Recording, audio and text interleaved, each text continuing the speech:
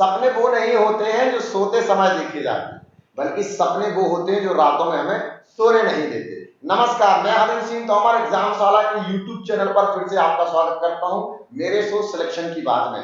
आज समीर हमारे साथ में सिलेक्शन की बात में, और जिन्होंने एसएससी सीजीएल के माध्यम से स्टैटिस्टिकल ऑफिसर में सिलेक्शन लिया, जानेंगे इनसे।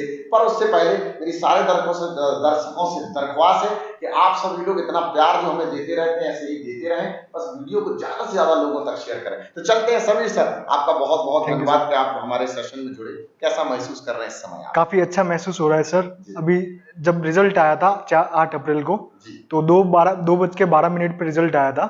उस समय मैं लंच करके जस्ट बैठा ही था ऑफिस पे, तो उसी समय टेलीग्राम पे पीडीएफ आता है और हम चेक करते हैं। लिस्ट 2 में मेरा नाम, मैंने अप्रोक्सीमेटली सोचा था कि लिस्ट 2 में मेरा होगा। सो मैंने तुरंत ही जाके उसमें रोल नंबर डाला और मेरा नाम आया। 2 बार मैंने कंफर्म किया ये चीज कि वो मेरा ही है ना रोल नंबर।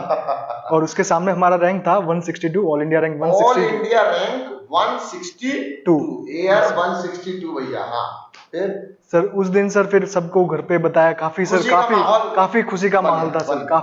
काफी खुश थे पेरेंट्स वगैरह। मैंने ब्लेसिंग्स ली और सर उस दिन रात को मैं 4 बजे तक रात को सो नहीं पाया। सारे स्ट्रगल्स याद आ रहे थे, सारी मेहनत जो भी, मतलब लेट नाइट्स और अर्ली मॉर्निंग सारी याद आ रही थी। और वो सफर भी याद आ रहा होगा। Yes sir. 2019 की परीक्षा आप देकर घर आते होंगे, परीक्षा का परिणाम अच्छा होता होगा, मेंस टीयर 2 के लिए गए, फिर राइटिंग वगैरह का प्रैक्टिस किया, उसके बाद रिजल्ट पर स्टे हो जाना। 2019 से 2022 तक का असीम धैर्य, क्योंकि वो कहते हैं ना, धीरज धर्म मित्र अरुणारी। जो धीरज है ना, धैर्य, उसका सही आकलन जो है, वो परिस्थितियां जब आपके जीवन में विपरीत चल रही होती तभी आपको आकलन होता। उस समय 2019 की परीक्षा देने के बाद कोर्ट में केस हो गया और आपका रिजल्ट रुक गया। और 2019 से 2022 तक का ये लंबा सफर, इतना लंबा सफर जो आपके जीवन में रहा, इस जीवन में ये जो सफर के कह सकते हैं स्ट्रगल के पीरियड में सबसे बड़ा इंस्पिरेशनल सोर्स आपका कौन है? तो सबसे बड़ा इंस्पिरेशनल सोर्स मेरे दोनों ब्रदर्स और पेरेंट्स थे। उन्होंने काफी सपोर्ट किया इस जर्नी में, कभी भी टूटने नहीं दिया उन्होंने। काफी, दोनों ब्रदर्स भी काफी सपोर्टिव थे, उनसे ही मुझे इंस्पिरेशन मिला गवर्नमेंट जॉब के लिए। और एक भैया भी थे जिनका IRTS में सिलेक्शन हुआ था यूपीएससी में 2015 में, तो उनका 4th अटेम्प्ट में हुआ था। तो उनसे भी काफी इंस्पिरेशन मिला। मेरा जब फर्स्ट टाइम फेलियर्स हुआ तो मैंने उनको मैसेज करा था कि भैया आपने फेलियर्स को कैसे लिया है, तो उन्होंने बोला failures is a part of success.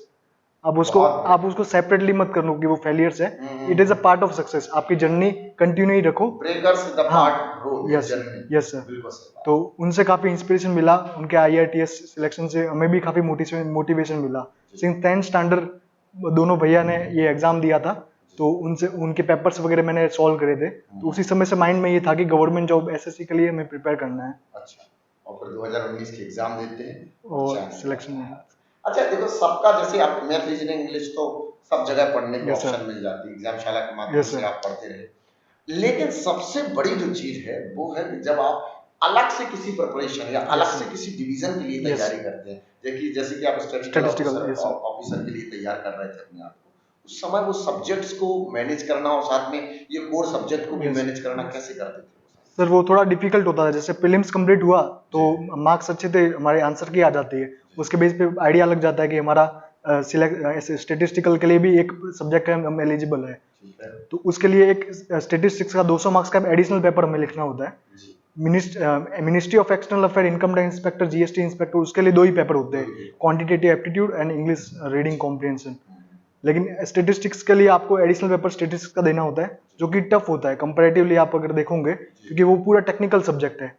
तो उसका मुझे फायदा मिला। एक तो मैंने 11th-12th में कॉमर्स में स्टेटिस्टिक्स पढ़ा था, तो वो बुक्स दोनों मैंने फॉलो करी। 11th-12th गुजरात बोर्ड की स्टेटिस्टिक्स की, जैसे यूपीएससी के लिए NCERT करते हैं, जस्ट वैसे ही मैंने स्टेटिस्टिक्स का, मैंने 11th-12th गुजरात बोर्ड की स्टेटिस्टिक्स कॉमर्स की बुक्स पढ़ी। एंड एक बुक एक्स्ट्रा थी जो थोड़ी सी हाई लेवल की थी, R गुप्ता करके, तो वो मैंने उसको फॉलो करा था। उसमें काफी प्रैक्टिस के अच्छे क्वेश्चंस थे। अब मेरे टाइम में ऐसा था कि JSO यानी स्टेटिस्टिकल ऑफिसर का जो पेपर है उसके ऑनलाइन मॉक अवेलेबल नहीं थे। सो मैंने वो R गुप्ता की बुक में प्रीवियस ईयर के क्वेश्चन थे, उसी को मैंने मोबाइल पे टाइमर लगाया 2 घंटे का, एंड देन मैंने उसको पूरा 2 घंटे में कंप्लीट कर देता था। एंड देन मैं एनालिसिस करता था कि मैंने कहाँ मिस्टेक करी है, कहाँ मुझे और इम्प्रूवमेंट की नीड है, कहाँ मैं और बेहतर कर सकता था, कहाँ मेरी सिली मिस्टेक्स हुई है, वो सारी चीजें एनालिसिस। SSC का क्रेज में, यस सर, ये क्रेज पैदा एग्जामशाला कर रहे हैं। यस सर, बिल्कुल सर। आपका सिलेक्शन हो गया। Yes sir. आपके साथ हमारे यस एक और यस स्टूडेंट हैं अब्बास सेंधी जिनका इनकम टैक्स में हुआ है। उनका इनकम टैक्स यस में सर। हो गया, उसके पहले 2 स्टूडेंट और रहे, यस सर। प्रशांत रहे, यस सर जो प्रशांत। इनकम टैक्स में ये इस समय यस असिस्टेंट, सर और एक अंकित रहे, वो अंकित, भी हाँ ऐसे वो, बहुत सारे हाँ जीडी पे तो काफी लोगों का। Yes sir. सीजीएल एक अपने सीजीएल आप में बड़ा बड़ा कमांड बड़ा होता है, यस मिनी सर। यूपीएससी सब लोग मान यस के चल यस रहे हैं, सर। उस हिसाब से यस सर अपना प्रमोशन तैयारी एस्पेक्ट भी ऐसे ही है जरूरी यस है भी, वो जैसे उसी प्रोसेस के लिए बनाया गया है वो एग्जामिनेशन। जैसे अभी हम लोग ज्वाइन करेंगे तो उसके बाद में हमारा क्लास 1 का एग्जाम आ जाएगा, 3 इयर्स के एक्सपीरियंस के बेस पे वो प्रमोट हाँ प्रमोट हो जाएंगे क्लास 1 में। अब ये सारी चीजें जो है, इसमें बच्चे को एक पॉजिटिविटी भी समझ लो, एक नेगेटिविटी, जब आपका इंटरव्यू देख रहा होगा तो वो सोच रहा होगा कि कहीं ना कहीं आप एक्स्ट्रा ऑर्डिनरी स्टूडेंट होंगे, हो सकता है कि बहुत अच्छे पढ़ने में हो, कहीं हो सकता है फाइनेंशियल अच्छे हो सकता है फैमिली बैकग्राउंड, जैसे आपने बताया कि ब्रदर्स ने सपोर्ट किया या एग्जाम हाँ शाला वालों ने भी सपोर्ट हाँ कर दिया, तो एक मिलके कॉम्बिनेशन यस से सर। सिलेक्शन हो गया, इतनी बात तो क्लियर हो। Yes sir. लेकिन जिन बच्चों का फैमिली बैकग्राउंड इतना अच्छा नहीं है और जो बच्चे आज गवर्नमेंट जॉब के लिए तैयार करना चाहते हैं, यस तो क्या सच में गवर्नमेंट जॉब कम प्रिपरेशन या मीडियम वर्ग वालों के लिए भी हो सकती है? यस सर बिल्कुल कर सकते हैं सर। सबसे पहली चीज की गवर्नमेंट जॉब में जो फॉर्म्स आते हैं, जैसे आप बैंकिंग के फॉर्म्स देखोगे 500 ऐसे कुछ फीस होती है, एसएससी में 100 होती है, फीमेल की तो एसएससी में फीस ही नहीं है, फीस ही नहीं है। और अगर आप कोचिंग लेते हो, जैसे आपके कुछ सब्जेक्ट वीक्स है तो आप उसकी कोचिंग लेते हो, तो कोचिंग में भी आपको 10-15,000 में पूरा कोर्स मिल जाएगा। एग्जाम साला में भी काफी अच्छा कोर्स मिल जाता है, आप अगर परचेज करोगे आपको 10-15,000 पूरा कोर्स कंप्लीट हो जाता है ना। आपकी थ्रू आउट जर्नी काफी सपोर्ट भी रहेगा, आपके सारे डाउट सॉल्विंग। तो दूसरे कोर्स से आप जब कंपेयर करते हो, सीए सीएस या जो भी प्रोफेशनल कोर्सेज हैं, एमबीए आप अच्छे इंस्टीट्यूट से करोगे तो वहां पे भी लाखों में फीस लग जाती है। फिर उसके बाद भी जॉब, हाँ जॉब की गारंटी, आप प्राइवेट सेक्टर में जाओगे वहां कोई जॉब की गारंटी नहीं। कोरोना के टाइम में हमने काफी देखा, बड़े बड़े कंपनीज ने फायर कर दिया था। सो इसके कंपेयर में अगर हम लोग देखें तो गवर्नमेंट जॉब की तैयारी में मेहनत है, लेकिन पैसा आपको काफी कम लगाना है।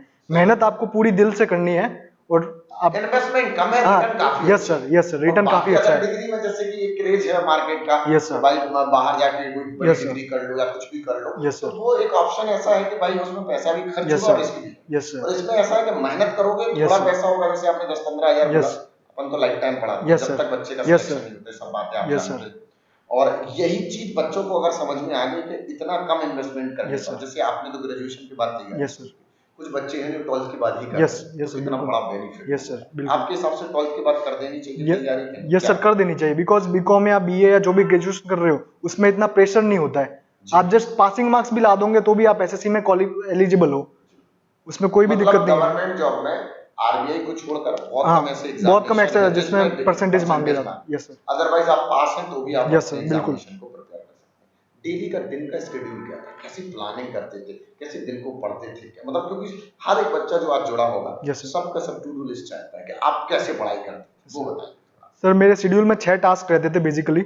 सबसे पहले मैं मॉक टेस्ट देता था मॉर्निंग में, मॉर्निंग में 8 to 10 में मॉक टेस्ट दे देता था, और उसके बाद में उसका एनालिसिस करता था कि मैंने कहाँ मिस्टेक्स करी है, कहाँ मैं और बेहतर कर सकता हूँ, वो पूरा। और उसके बाद में मैं दिन में, मेरे 4 सब्जेक्ट मेन है वो तो हमें पढ़ने ही है, जीएस, इंग्लिश, रीजनिंग और क्वांट, तो वो सारे को मैं लेता था। अब हर पर्सन की अलग अलग स्ट्रेटेजी हो सकती है कि सबसे पहले उसके जीएस करना है कैसे, तो मैं तो जीएस करता था कि वो जब इंटरेस्टिंग लगता था, आप सारी अलग अलग जगह से आपको नॉलेज मिल रही है। उसके बाद में मैं मैथ्स कर लेता था ताकि आपने थियरी पढ़ा, मैंने प्रैक्टिकल करा तो आपका माइंड बोर नहीं होगा। उसके बाद में English and then reasoning, and then रात को सोने से पहले मैं एडिटोरियल वगैरह भी रीड कर लेता था, क्योंकि इंग्लिश में एडिटोरियल का काफी बड़ा रोल है। एडिटोरियल आप पढ़ोगे तो आपके जो इंग्लिश कॉम्प्रिहेंशन का एग्जाम है, आपका टीयर 3 डिस्क्रिप्टिव पेपर है, लोग काफी इग्नोर करते हैं टीयर 3 को, लेकिन उसका भी काफी अच्छा रोल होता है। आपको इंस्पेक्टर से असिस्टेंट पहुंचा देगा अगर आपका थोड़ा भी मार्क्स कम हो गया तो। टीयर 3 का भी काफी अच्छा रोल होता है। सो सारी चीजों को आपको साथ में चलाना पड़ता है, चाहे टीयर 1 हो, 2 हो, 3 हो, आपको सारी प्रिपरेशन एक साथ में आपको रखनी पड़ती है, आपके दिन के शेड्यूल को उस तरीके से डिवाइड करके। फिर आपने जैसे आपका फेवरेट सब्जेक्ट कौन सा था? सर मेरा फेवरेट सब्जेक्ट रीजनिंग था। अच्छा। और जीएस भी था। अच्छा, और फिर मैथ्स इंग्लिश को कैसे लेके चल गए? मैथ्स इंग्लिश, सर मैथ्स थोड़ा सा मेरे लिए टफ था, इंग्लिश तो इजी था मेरे लिए, बिकॉज मैं इंग्लिश में कंफर्टेबल था, मुझे न्यूज़पेपर वगैरह पढ़ना, हाँ, और इंग्लिश मुझे एडिटोरियल वगैरह पढ़ने में काफी इंटरेस्टेड था। मैथ्स में थोड़ा दिक्कत था, तो मैंने एग्जाम साला के नोट्स है, यहाँ से काफी गाइडेंस मुझे मिली, और बाकी मैंने मॉक ज्यादा से ज्यादा लगाए। जैसे मैंने मेरा फर्स्ट अटेम्प्ट मैंने 2018 में दिया था, उसमें मेरा मेंस एग्जाम में रह गया था बिकॉज ऑफ मैथ्स, तो उसके बाद में मैंने मेरी जो मॉक की फ्रीक्वेंसी थी वो ज्यादा कर ली। अच्छा। और मॉक से नोट्स भी बनाता था मैं, क्योंकि मॉक से नोट्स बनाना काफी जरूरी है। आप मिस्टेक कर रहे हो, उसके आप नोट्स बना लोगे तो आप एग्जाम में वो मिस्टेक्स नहीं करोगे, क्योंकि आपके पास वो सारी लिस्ट रहेगी कि आपने कौन कौन से क्वेश्चन में मिस्टेक करी है। बहुत सही, बहुत बढ़िया।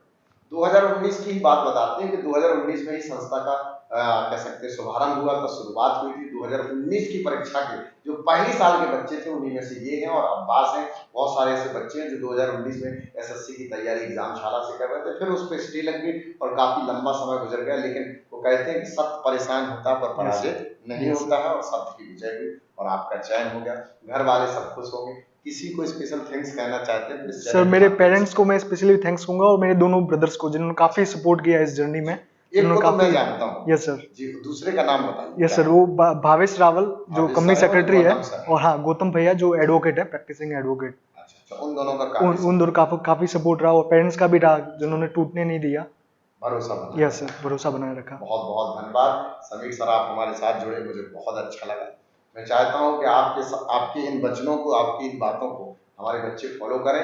जो अब आगे आने वाले बच्चे हैं वो सब लोग फॉलो करें और अपने जीवन में वो पाए जो आपने पाया है और जो वो चाहते हैं शायद वो पाएं। और एक बात और मैं जरूर मेंशन करना चाहूंगा, काफी सारे लोग जब आप प्रिपेयर कर रहे हो तो आपके फ्रेंड्स कुछ बन गए होंगे, रिलेटिव्स आपको ताना मार रहे होंगे, तो आपको एक बात हमेशा याद रखनी है। एक कोट्स मैं याद रखता था कि शादी में आप अटेंड नहीं करते होंगे, आपको गालियां पड़ती होंगी, तो एक कोट्स हमेशा आपको याद रखना है, फिर से लौट आएंगे तेरी महफिल में, फिर से लौट आएंगे तेरी महफिल में, अंदाज वही होगा लेकिन किरदार बदल चुका होगा। क्या बात है, बहुत बढ़िया, बहुत अच्छा लगा भैया। देखो सिंपल सी बात ये है कि आज कोई याद रखे ना रखे, सफलता के बाद 10 लोग जरूर याद रखें। चलिए, बहुत अच्छा लगा समीर सर। वैसे एग्जामशाला का क्या एक्सपीरियंस रहा आपका एग्जामशाला? यस सर, आशीष सर ने सर काफी सपोर्ट किया। जैसे मैथ्स के लिए मैंने उनसे काफी गाइडेंस लिया था और एग्जामशाला के नोट्स भी काफी अच्छे थे। मैंने ऑनलाइन मॉक, आपका प्लेटफॉर्म काफी अच्छा था, तो उनसे मॉक लगाया, उनका एनालिसिस करा, काफी बेनिफिट मिला सर। अब्बास का भी सिलेक्शन एग्जामशाला से ही हुआ है, इनकम टैक्स में उनका चयन हुआ है। बहुत बहुत धन्यवाद। हम तो बस यही चाहते हैं कि बस एग्जामशाला के माध्यम से जितने ज्यादा बच्चों का सिलेक्शन हो सके, क्योंकि हमारा विजन यही है कि मैक्सिमम जितने बच्चे आज सफर कर रहे हैं फाइनेंशियल, वो कल ना करें, स्टेबिलिटी के साथ आगे बढ़ते रहें। इसी के साथ सिलेक्शन की बात में मैं समीर सर का बहुत बहुत धन्यवाद करता हूँ और मेरे दर्शकों का सभी का बहुत बहुत धन्यवाद। Thank you so much. फिर मिलेंगे। All the very best for you.